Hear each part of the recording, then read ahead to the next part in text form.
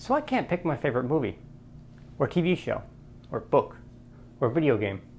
Pretty much anything, I think.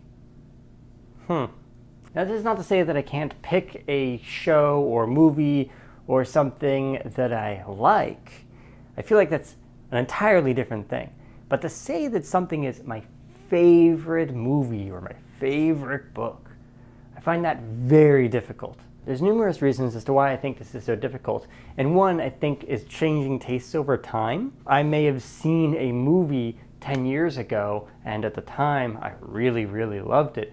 And now, I like it a lot, and there's nostalgia to seeing it, but I don't have that same connection that I had before. Kind of another example of this is with books. I have been reading the Expanse books. I think it's one of the best sci-fi series out there.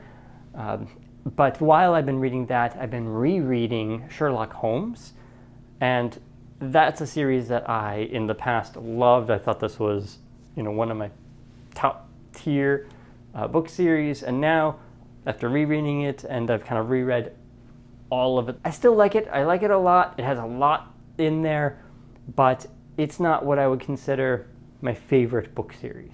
Other book series that I really enjoy is Douglas Adams's Dirk Gently's Holistic Detective Agency. Also nonfiction, Jeremy Rifkin's Third Industrial Revolution. When it comes to movies, I could go on countlessly as to naming movies and certain things that I love about that movie.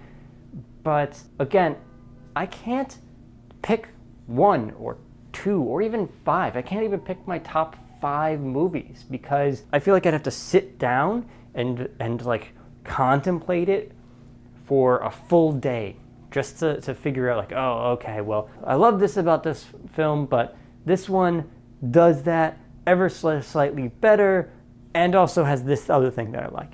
And I don't know, there's too much going on there, and even if I could manage to make that kind of connection, it'd be hard for me to go, yeah, I definitely like it better. Another area where this hits actually is in games.